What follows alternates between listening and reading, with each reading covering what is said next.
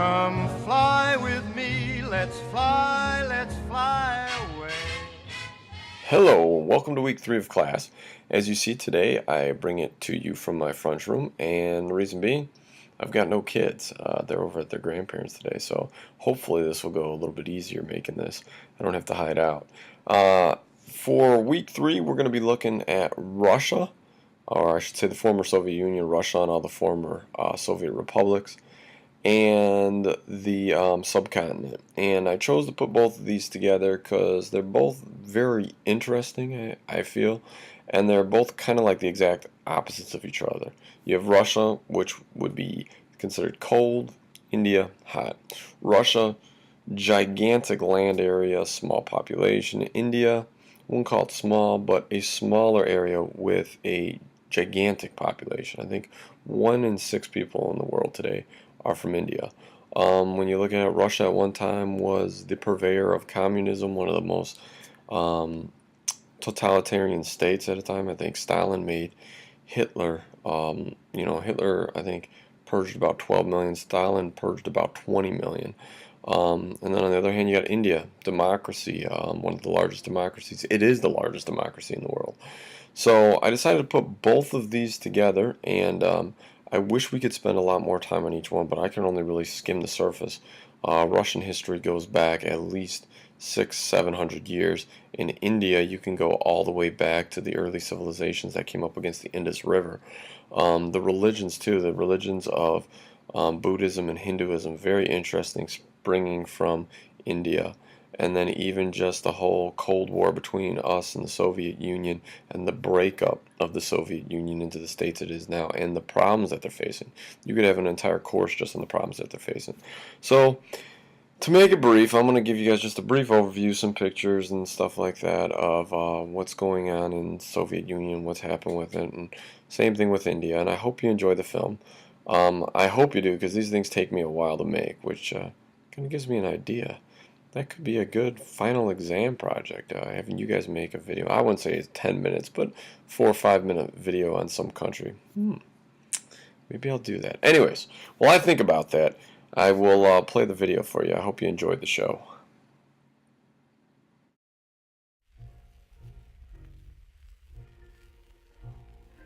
Russia is a lot like the novels it produced, vast and depressing.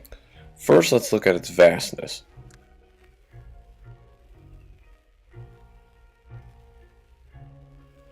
1/8 of all the land in the world belongs to Russia. To put it in layman's terms, close to 2 United States would fit inside. Now add to that a population that is a little bit less than ours, and you can only imagine how sparsely populated the country is. Most of the population lies to the west of the Urals in the European part of the country. To the east of those mountains is Siberia, a vast land of endless wilderness, where at times convicts were suddenly ridden out and just dropped off. It was so far away from any form of civilization, they didn't have to worry about them walking back. Russia is cold too. Its most southern city sits about at the same latitude as Chicago. Most of the land being so far away from the Atlantic does not get the same amount of heat that Europe does, and Russia suffers some of the most miserable winters. Russia has survived multiple invasions by taking advantage of both its size and winter, often retreating inward and allowing the winters to wear down its enemies. Both Hitler and Napoleon have found out that Russia's winter is its most deadly ally.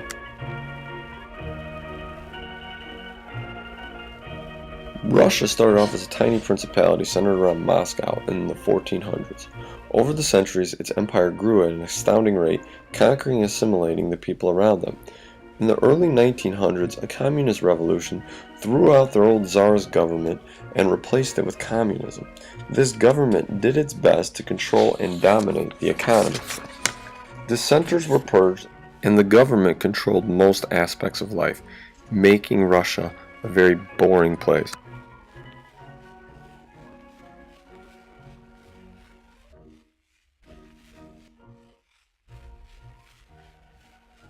After holding back the German tide during World War II to the tune of 20 million dead, Russia emerged from the war one of the 2 superpowers and directly challenged America in the Cold War. While the two sides never challenged each other militarily, they challenged each other in almost every other field. Watch any TV show or movie from the 50s through the 80s, and the bad guys are almost always Russian. By the late 80s, early 90s, the country was breaking apart as communism clearly wasn't working out. The Soviet Union broke up into 15 different states, all of which had to deal with the legacy that communists left to them. From pollution to nuclear weapons, these newly formed countries found themselves with some pretty big responsibilities. Throw into the mix the devolution of people who want their own country, such as the Chechens and Ossetians, and you have a big mess. Even through this, though, Russia is rebounding and still remains a world power. There you have it in a nutshell, Russia. A huge, vast country with tons of potential resources. Siberia just hasn't even begun to be tapped when it comes to resources. But a very depressing area. A lot of death. World War II, they lost the most amount of people. Communism, the fall of communism, pollution, Chernobyl. It's one of the places that it's very depressing to see. But it is coming around. It is still world power. Now we move to another place which is quickly becoming a world power, and that is the subcontinent of India, Pakistan, Sri Lanka, Nepal, Bhutan, Bangladesh, and the Maldives. We're going to take a look at that, and this is what this next video portion is about.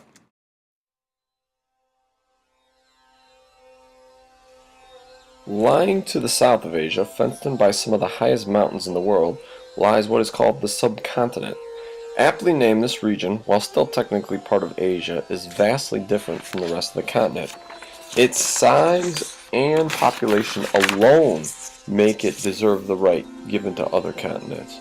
The weather is almost always hot in this region due to its proximity to the equator, but the monsoon winds coming off or going to the Indian Ocean gives the region unique wet and dry season.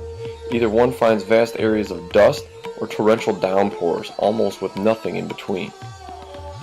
Two of the five major religions started here. Hinduism, which is the only major religion which could be classified as polytheistic, started thousands of years ago and has evolved over the millennia to incorporate thousands and thousands of gods. Buddhism, started by a Hindu priest who was discontented with his lifestyle, practices moderation and meditation, freeing oneself from want. Hinduism is still the dominant religion in India, as Buddhism caught on more in the eastern parts of Asia. In the 600s, Islam spread into the subcontinent and has had a major presence ever since. Today it resides in Pakistan and Bangladesh. The subcontinent also has one of the most densest population areas on the face of the earth. Along the Ganges rivers, vast amounts of people live, making poverty and pollution quite severe. Bangladesh for years had been classified as one of the poorest countries in the world, and many Indians and Bangladeshis find themselves living in modest shacks. Even with these problems, India is starting to emerge and rise economically and militarily on the world scene. India in the past 20 years has developed a nuclear weapon system along with the Pakistanis. Many in the area hope that the disagreement that these two have had over Kashmir, which has flared into 3 wars over the past 70 years, does not prompt either side to use these weapons. But as the years go on, Pakistan, India, Bangladesh, Sri Lanka, they will all have major influences upon the world scene. There you have it. There's India. I've always been a fan of the music. The first time I ever heard one of those sitars, I had to say, man, what was that? But India, I find it interesting. Buddhism started there. We always think of Buddhism as an Eastern religion, but it actually started in India.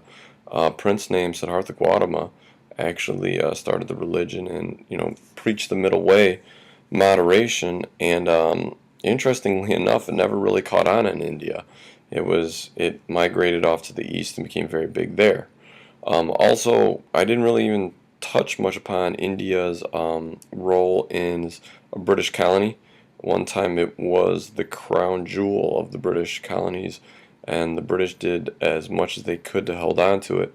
But through the efforts of Mahatma Gandhi, it gained its independence in 1947, I believe, and it's been a very, very stable democracy since then. So while it has had problems with its neighbors, Pakistan, and has been in a couple wars, it has been pretty much a very stable platform there, and a spot which could be considered kind of shaky with Pakistan and Afghanistan over there. So that's it. If you have any problems with anything, feel free to email me, and I hope you have a good week this week. See you later.